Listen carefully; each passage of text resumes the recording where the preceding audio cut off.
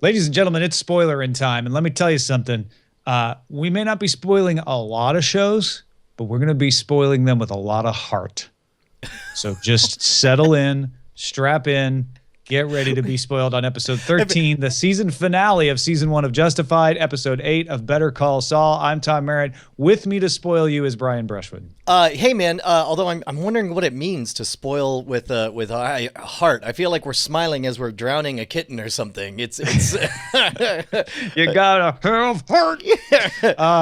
Yeah, remember back in the olden days of frame rate when we would do the spoiler zone and it would be one show?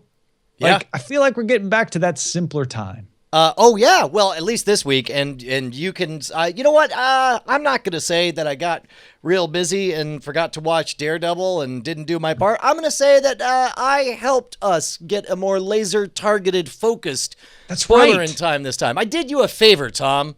Look. What we're committed to, that I'm just making up right now off the top of my head, is always to spoil an anthology show, a show from the past, in this case Justified, that we are going back and watching, as well as one currently airing show, as in Better Call Saul. We may add things, we may add movies, we may add other series, but just saying, like, these are your minimum FDA required spoilers. And you know what? I think what Tom's really thinking is, hey man, get off my junk. We're doing a show. We don't owe you. I'm not defensive. You're the one being defensive. A cop? Yeah, that's what I'm thinking. Hey, should we jump in by checking out the movie draft? Absolutely. I don't know why my voice got like that. Well, Tom, it was a big week for Team Night Attack. They had not one, but 2 movies. They spent a third of their entire budget. A third of their entire budget on this weekend. Did these get reversed? Because it shows you spent 24 on Hardcore Henry, but only made $5 million, and you spent 9 on The Boss, but made $24 million. Did something get switched? No, okay. We talked about this before. We spent 24 on Hardcore Henry because we could. Because it was just like we just wanted to get one other movie, and then we spent the remainder of our money on that. However, I got to tell you, even though we got The Boss for $9, and $9, it looks like it's expected to do about a little over $50 million. It's not bad. But man, I'm just looking at that Team Chainsaw Suit opening where they're already at $300 million. Yeah. And we've spent now more game dollars than they have, and we have $23 million. They have a 10-to-1 crushing superiority over us. I don't know. We'll see. Here's how I sleep at night, Brian. I look at their $26 purchase price and their $11.4 million per dollar spent gross to purchase price ratio, and I think, sure. But they only spent $86 of their $100. So let's just apply all other 14, and now they've spent $50 on Batman versus Superman, and then I fall right to sleep. Oh, that's actually not a bad way to look at it. Yeah, I don't know. That makes sense. All I know is, like, we gotta we are not off to a strong start. That's all I'm saying right now. Team Night Attack. I don't think you guys expected, like you say, the price was inflated anyway. I don't think you expected Hardcore Henry to do a ton, but maybe a little more than $5 million in the opening weekend. Yeah, I'm hoping Civil War crushes it. Because we only paid $24 for that. So, but that's I don't know. But you've got big weekends coming up.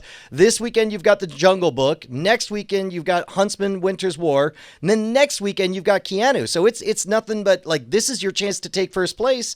Which, to be honest, I don't think is completely outrageous to say you could hit 300 million. Well, maybe. It's not. Yeah, it's not impossible with those 3 in a row. It is the make or break. This is the testing time for Team DTNS. The Jungle Book is rumored to do well. So if it comes out doing well, then we'll feel good. Huntsman: Winter's War, not rumored to do as well. But it's getting a lot of marketing, so maybe we'll get a little surprise there. And then Keanu, obviously, we only spent $6 on, so we'll be happy with pretty much whatever it does. And by the end of those 3 weeks, Mother's Day from Chainsaw Suit coming out April 29th as well, we will have an idea of whether it's possible to catch Chainsaw Suit or not. Yeah, but keep in mind, I don't know what else Chainsaw Suit really has in the tank. They got Mother's Day, Alice Through the Looking Glass, Teenage Mutant Ninja Turtles, Out of the Shadow, Central Intelligence. I'm saying all of those together are maybe TMNT might do them a nice chunk of change. I don't know. It's kids movie. It's TMNT. Don't underestimate it just because you didn't grow up with them. I mean, I did. Grow up Alice Through the Looking Glass, maybe not. I'm not sure about that.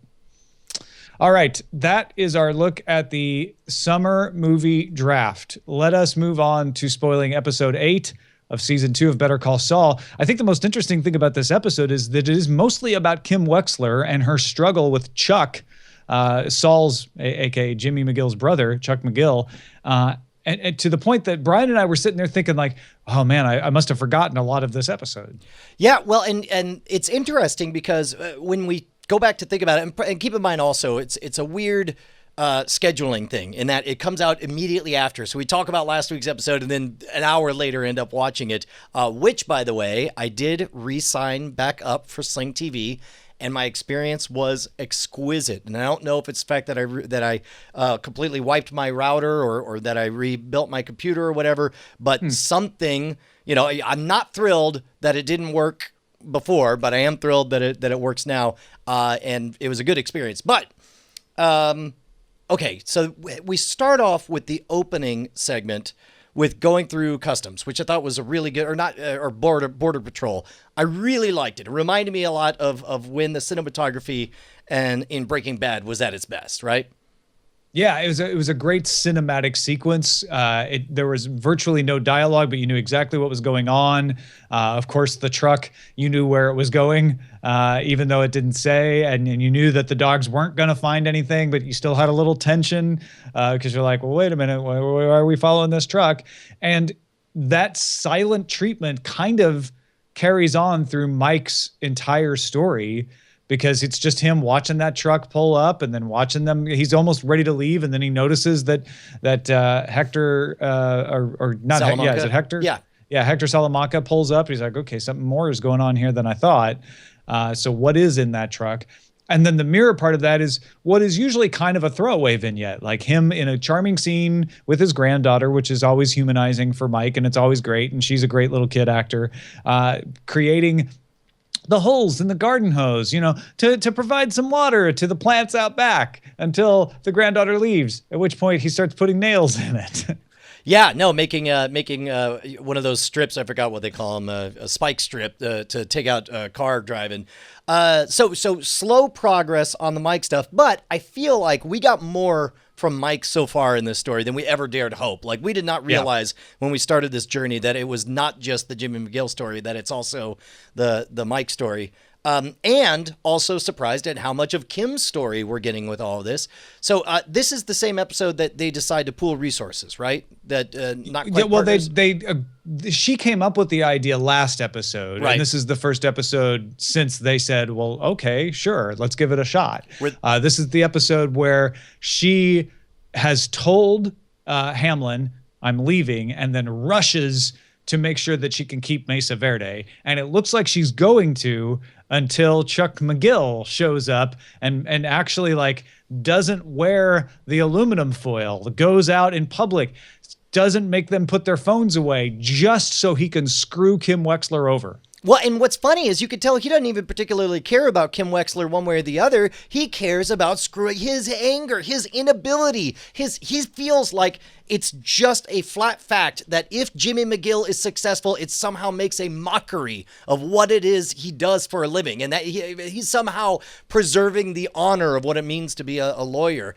That simmering rage is so deep at this point that I almost want a little more insight. I want to be sympathetic to why he feels that way, because it's so bad right now that it's almost like he's just mean for the sake of being a melodramatic villain, Yeah, and I think we've obviously seen enough of Jimmy's backstory now that we understand where he came from, why it was so hard, and why he might not be on the same level as Chuck. But we don't know, other than just sort of maybe it's a little bit of jealousy. What is it? I mean, we can get some inklings about it, right? We get the flashback of Jimmy being the one in the store who's like, yeah, Dad, you're getting ripped off. And we hear Chuck's story about how, well, Jimmy used to steal money from Dad and you're horrible. So we know there's a different view of what happened. but you're right. Like, I think there's a beat coming, and I don't think it's been delayed too long of like, okay, we get it. Now you've shown us that Chuck will go any length to undermine Jimmy from being successful.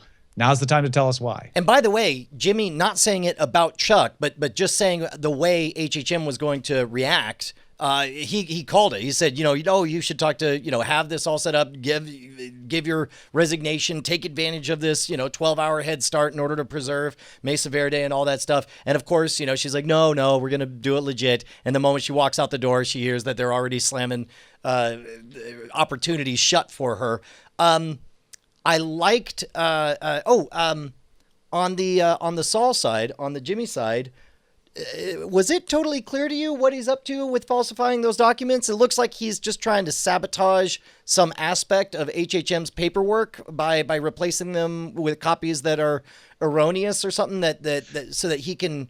He's altering the facts of the case. He's creating the wrong address on all the documents that have that address. That's what they showed us, right? Right. So my guess is the implication is they'll be mailing papers to the wrong address, or they will file a court document that will then get invalidated because the defense will say, well, hold on, that's not the right address there. Or they'll file documents for Mesa Verde that get rejected and they'll look incompetent. It definitely, I don't know what the exact outcome is going to be, but those are the kinds of little details in legal circles that are incredibly important. Yeah. And again, that's one of the great things about this show is it doesn't mind taking its time, setting something up that may not pay off for many, many episodes to come, because it feeds you in enough other ways that you don't mind, swallowing the setup for something to get later. Well, and it is a reflection that Jimmy is actually willing to put as much effort into getting back at Chuck now as Chuck was to undermine Kim and thus get back at Jimmy, right? Well, it's funny because there are certain lines that cannot be crossed for both of them. For Chuck, it's just like, I cannot take you seriously as an attorney ever, period. The more you do that, the more I will fight you. And then for Jimmy, it's like, you can't mess with my girl. Yeah, it's like, fine, you want to take me for granted, I'll keep showing up, I'll keep pretending like you have a real illness. I'm a great brother, but the moment he screwed over Kim, he engaged, some kind of beast mode in Jimmy. He spent all night at a copy shop cutting and pasting and copying just to F up the case. That's insane. Well, that's all I got. I'm definitely still enjoying this season and looking forward to tonight's episode. Yeah, I'll continue to try to watch it live. I think I'll watch it as soon as we're done here. I'll even help get the kids to bed for a change. Oh, look at that. Let's head on down to Bulletville then for episode 13 of season 1 of Justified, titled Bulletville, in case you didn't know why I said that. This changes everything, as they say. We are full on story arc here.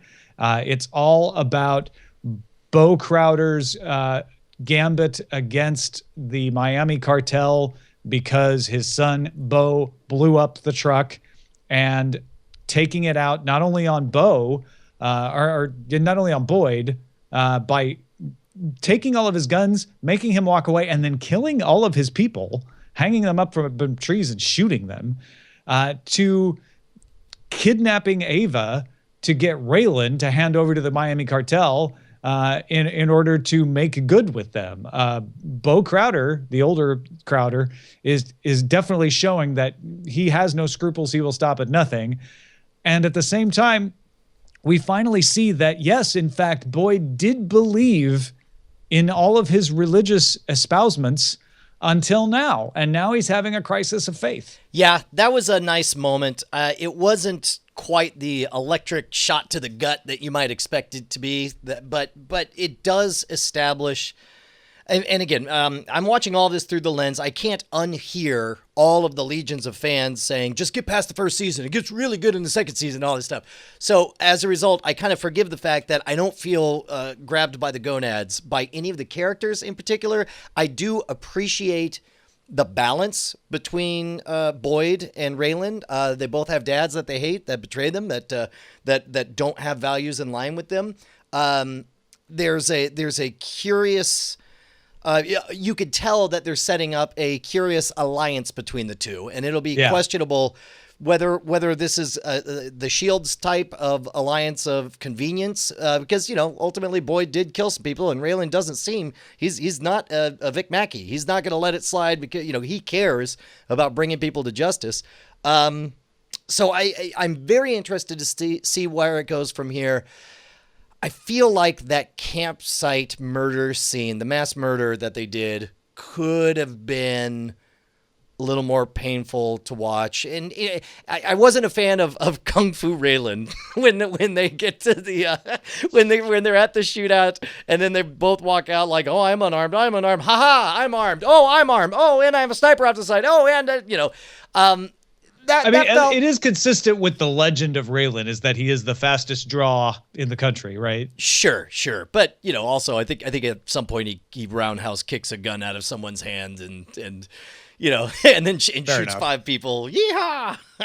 I did get really excited though when Boyd and Raylan teamed up, because I realized, okay, at first I thought Boyd was going to say, I made the mistake by abandoning my flock. I said I should never abandon him, and I was weak, and I thought it was going to strengthen his faith, but instead it weakened it, and it weakened it enough that he was willing to team up with Raylan to go after Bo.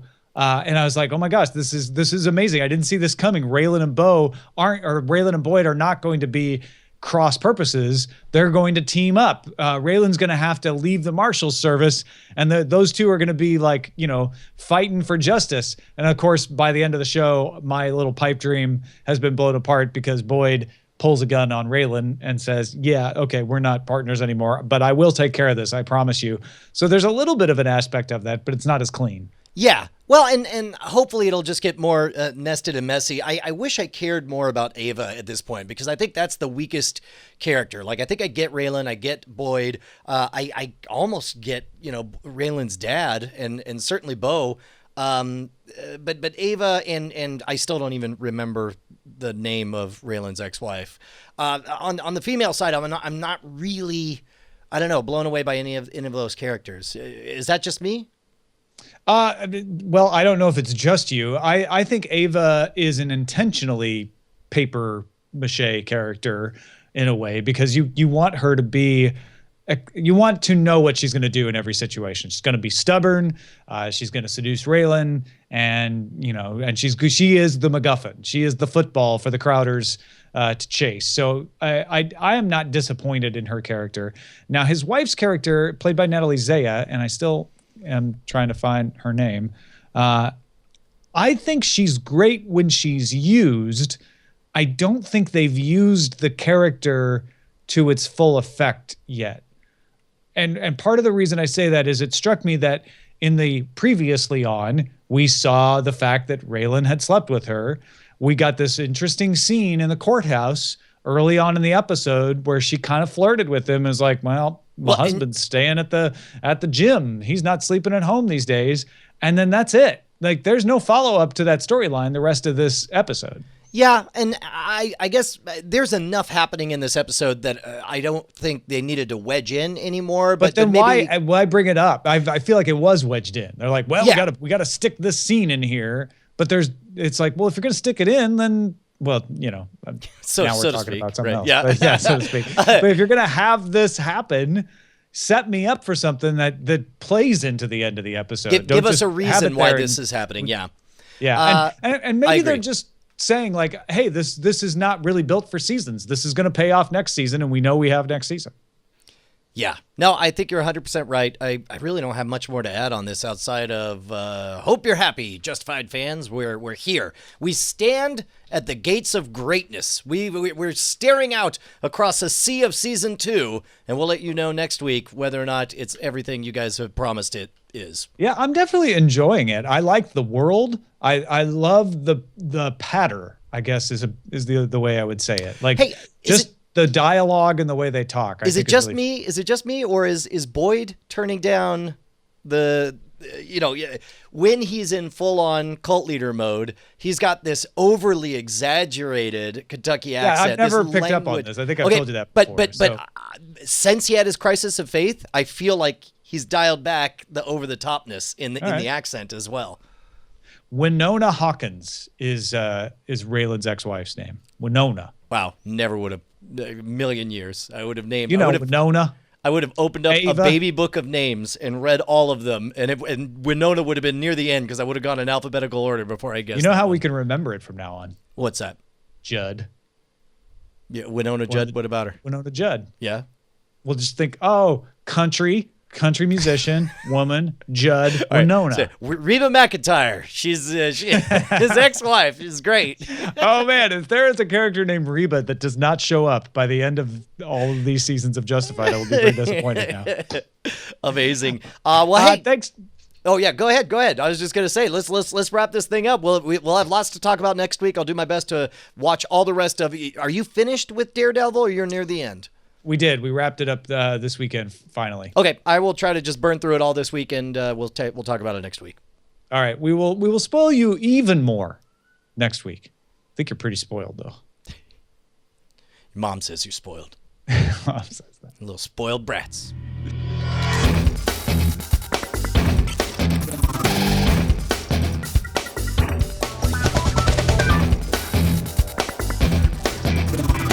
Diamond Club hopes you have enjoyed this program.